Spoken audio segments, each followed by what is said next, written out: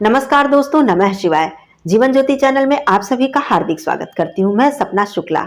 आज की वीडियो में आप सभी लोग श्रवण करेंगे माघ मास महात्म्य अध्याय 8 की कथा। दोस्तों, माघ मास में स्नान करने के बाद माघ मास महात्म्य श्रवण करने का विशेष विधान है। इससे भगवान विष्णु जी, माता लक्ष्मी जी की असीम कृपा हमारे ऊपर सदा सर्वदा बनी रहती है। तो आज की वीडियो में आप लोग अध्याय 8 का श्रवण करेंगे। आशा करती हूँ इससे पहले के सभी अध्यायों का श्रवण आप लोगों ने अवश्य ही किया होगा। माघ मास महात्म्य अध्याय 8। यमदूत कहने लगा कि तुमने बड़ी सुंदर वार्ता पूछी है। यद्यपि मैं पराधीन हूँ, फिर भी तुम्हारे स्नेहवश अपनी बुद्धि के अनुसार बतलाता हूँ। जो प्राणी काया, वाचा और मनसा से कभी भी दूसरों को दुख नहीं देते हैं, वे यमलोक में नहीं जाते। हिंसा करने वाले वेद, यज्ञ, तप और दान से भी उत्तम गति को नहीं पाते। अहिंसा सबसे बड़ा धर्म, तप और दान ऋषियों ने बताया है। जो मनुष्य जल या पृथ्वी पर रहने वाले जीवों को अपने भोजन के लिए मारते हैं, वे कालसूत्र नामक नरक में पड़ते हैं और वहां पर अपना मांस खाते हैं और रक्त और पीप का पान करते हैं तथा पीप के कीचड़ में उनको कीड़े काटते हैं। हिंसक जन्मांध, काने, कुबड़े, लूले, लंगड़े, दरिद्र और अंगहीन होते हैं। इस कारण इस लोक तथा परलोक में सुख की इच्छा करने वाले को काया, वाचा और मन से दूसरों का द्रोह नहीं करना चाहिए। जो हिंसा नहीं करते, उनको किसी भी प्रकार का भय नहीं होता। जिस तरह सीधी और टेढ़ी दो प्रकार की बहने वाली नदियां समुद्र में मिल जाती हैं, वैसे ही सब धर्म अहिंसा में प्रवेश करते हैं। ब्रह्मचारी, गृहस्थ, वानप्रस्थी और यति सभी अपने अपने धर्म का पालन करने और जितेंद्रिय रहने से ब्रह्मलोक को प्राप्त होते हैं। जो जलाशय आदि बनाते हैं और सदैव पांचों यज्ञ करते हैं, वे यमपुरी में नहीं जाते। जो इंद्रियों के वशीभूत नहीं है, वेदवादी और नित्य ही अग्नि तथा हवन आदि का पूजन करते हैं, वे स्वर्ग को जाते हैं। युद्ध भूमि में जो शूरवीर मर जाते हैं, वे सूर्य लोक को प्राप्त होते हैं। जो अनाथ स्त्री तथा शरण में आए हुए ब्राह्मण की रक्षा के लिए प्राण दे देते हैं, वे कभी स्वर्ग से नहीं लौटते। जो मनुष्य लूले, लंगड़े, वृद्ध, अनाथ तथा गरीबों का पालन करते हैं, वह भी स्वर्ग में जाते हैं। जो मनुष्य गौओं के लिए पानी का आश्रय करते हैं तथा कुआं, तालाब और बावड़ी बनवाते हैं, वे सदैव स्वर्ग में निवास करते हैं। जैसे जैसे जीव इनमें पानी पीते हैं, वैसे वैसे उनका धर्म बढ़ता जाता है। जल से ही मनुष्य के प्राण हैं, इसलिए जो प्याऊ आदि लगवाते हैं, वे अक्षय स्वर्ग को प्राप्त होते हैं। बड़े बड़े यज्ञ भी वह फल नहीं देते जो अधिक छाया वाले वृक्ष मार्ग में लगाने से मिल जाता है। जो मनुष्य वृक्ष का रोपण करता है, वह सदैव दानी और यज्ञ करने वाला होता है। जो अच्छे फल और अच्छी छाया वाले मार्ग के वृक्षों को काटता है, वह नरकगामी होता है। तुलसी का पौधा लगाने वाला सब पापों से छूट जाता है। जिसके घर में तुलसी वन है, वह घर तीर्थ के समान है और उस घर में कभी भी यमदूत नहीं जाते। तुलसी की सुगंध से पितरों का चित्त आनंदित हो जाता है और वे विमान में बैठकर बैकुंठ लोक को जाते हैं।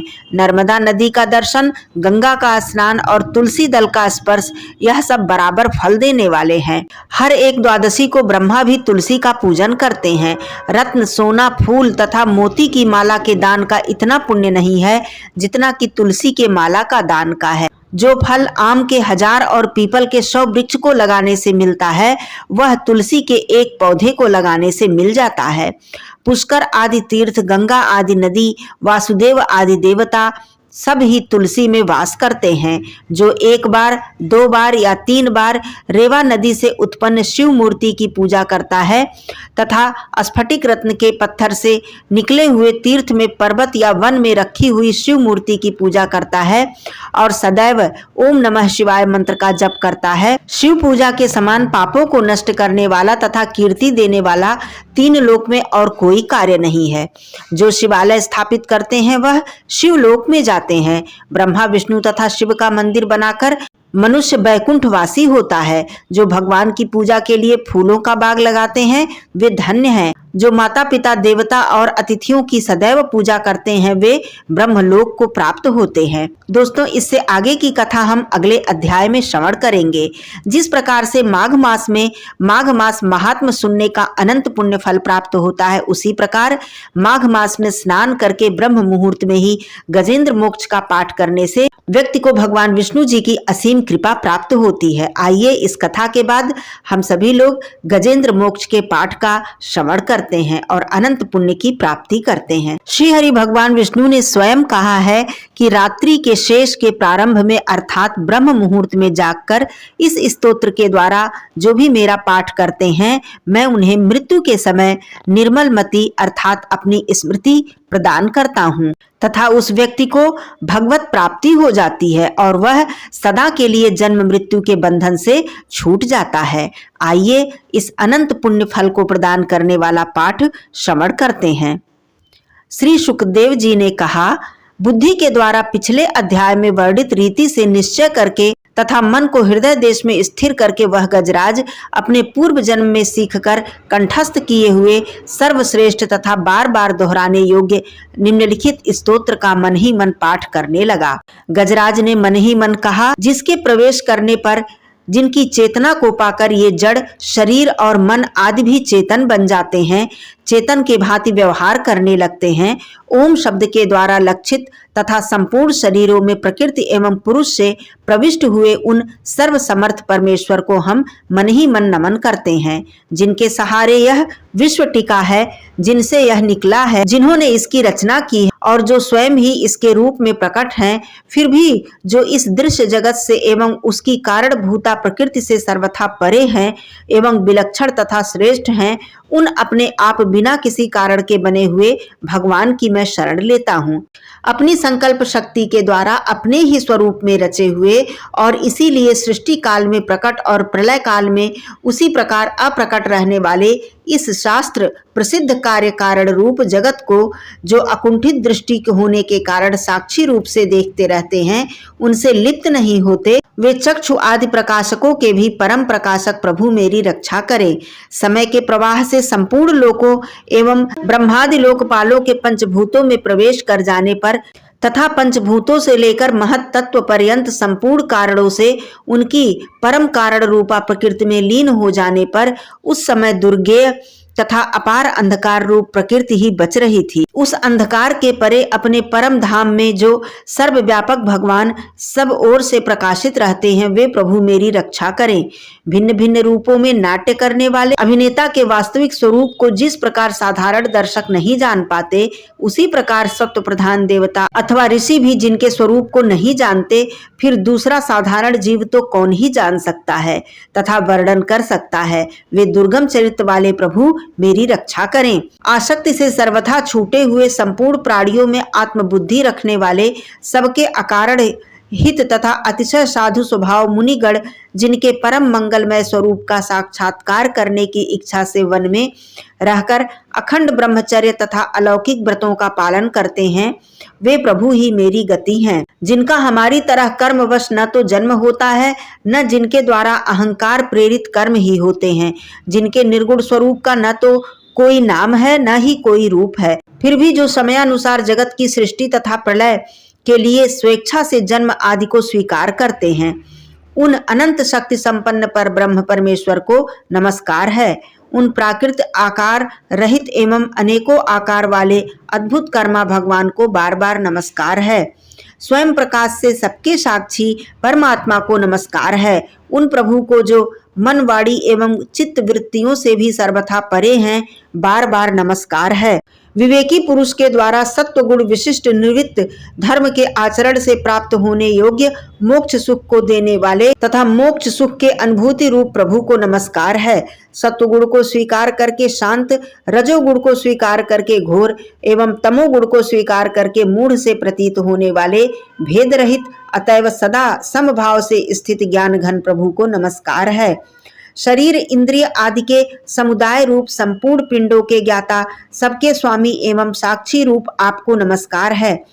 सबके अंतर्यामी प्रकृति से भी परम कारण किंतु स्वयं कारण रहित प्रभु को नमस्कार है। संपूर्ण इंद्रियों एवं उनके विषयों के ज्ञाता, समस्त प्रतीतियों के कारण रूप, संपूर्ण जड़ प्रपंच एवं सबकी मूलभूता अविद्या के द्वारा सूचित होने वाले तथा संपूर्ण विषयों में अविद्या रूप से भासने वाले आपको नमस्कार है।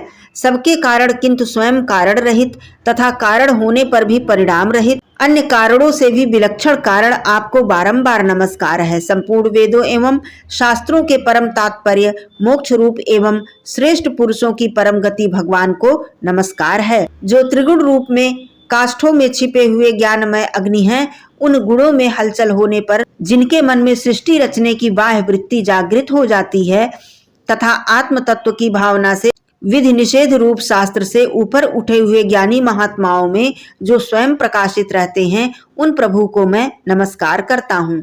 मुझ जैसे शरणागत पशु तुल्य अविद्याग्रस्त जीव को अविद्या रूप फांसी को सदा के लिए पूर्ण रूप से काट देने वाले, अत्यधिक दयालु एवं दया करने में कभी भी आलस्य न करने वाले नित्य मुक्त प्रभु को नमस्कार है। अपने अंश से संपूर्ण जीवों के मन में अंतर्यामी रूप से प्रकट रहने वाले सर्वनियंता अनंत परमात्मा को नमस्कार है। शरीर, पुत्र, मित्र, घर, संपत्ति एवं कुटुंबियों में आसक्त लोगों के द्वारा कठिनता से प्राप्त होने वाले तथा मुक्त पुरुषों के द्वारा अपने हृदय में निरंतर चिंतित ज्ञान स्वरूप सर्वसमर्थ भगवान को नमस्कार है।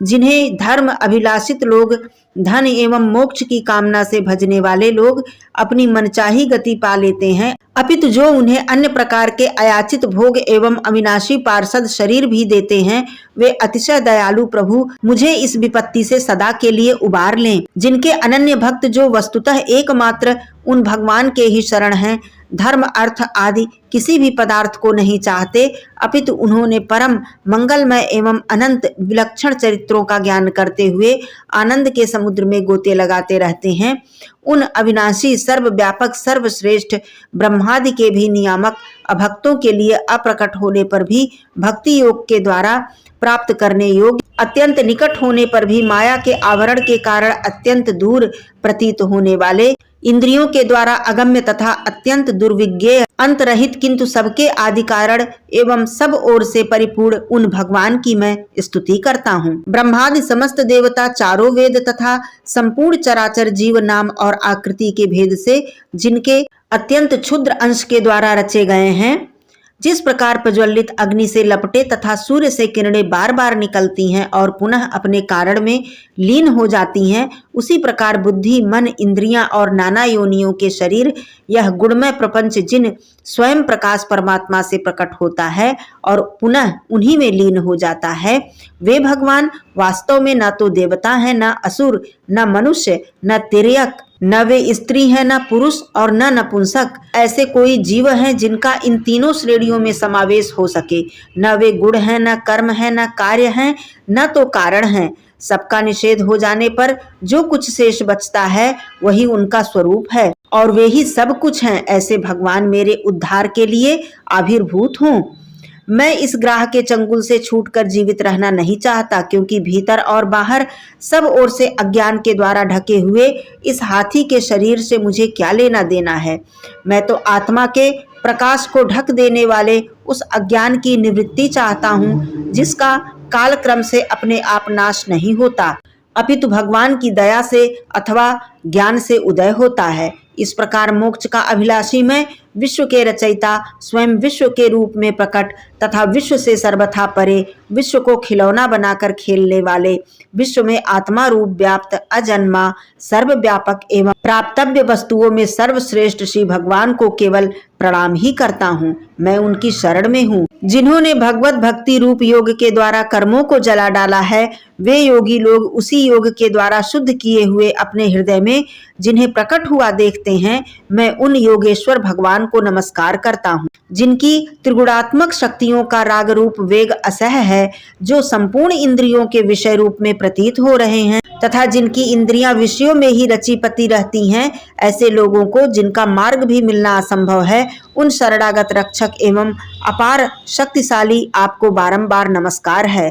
जिनकी अविद्या नामक शक्ति के कार्य रूप अहंकार से ढके हुए अपने स्वयं को यह जीव नहीं जान पाता, उन अपार महिमा वाले भगवान की मैं शरण में आया हूँ। श्री सुखदेव जी ने कहा, जिसने पूर्वोक्त प्रकार से भगवान के भेद रहित निराकार स्वरूप का वर्णन किया था, उस गजराज के समीप जब ब्रह्मा आदि कोई भी देवता नहीं आए, जो भिन्न भिन्न प्रकार के विशिष्ट विग्रहों को ही अपना स्वरूप मानते हैं, तब साक्षात श्री हरि, जो सबके आत्मा होने के कारण सर्वदेव स्वरूप है, वहां पर प्रकट हो गए।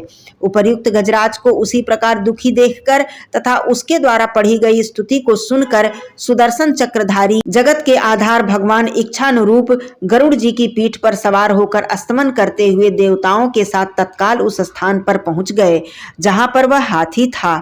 सरोवर के भीतर महाबली ग्राह के द्वारा पकड़े जाने पर दुखी हुए उस हाथी ने आकाश में गरुड़ की पीठ पर चक्र को उठाए हुए भगवान श्री हरि को देखकर अपनी सूंड को, जिसमें उसने पूजा के फूल लिए हुए थे, ऊपर उठाया और बड़ी ही कठिनता से सर्व पूज्य भगवान नारायण आपको प्रणाम है, यह वाक्य कहा। उसे पीड़ित देखकर अजन्मा श्री हरि एकाएक गरुड़ को छोड़कर नीचे झील पर उतर आए। दया से प्रेरित होकर ग्राह सहित उस गजराज को तत्काल झील से बाहर निकाल लाए और देवताओं के देखते देखते उस ग्राह का मुंह चीर कर उसके चंगुल से हाथी को उबार लिया। बोलिए श्री हरि विष्णु भगवान की जय। बोलिए परम ब्रह्म जगत के पालनहार की जय। धन्यवाद दोस्तों। नमः शिवाय। हर हर महादेव।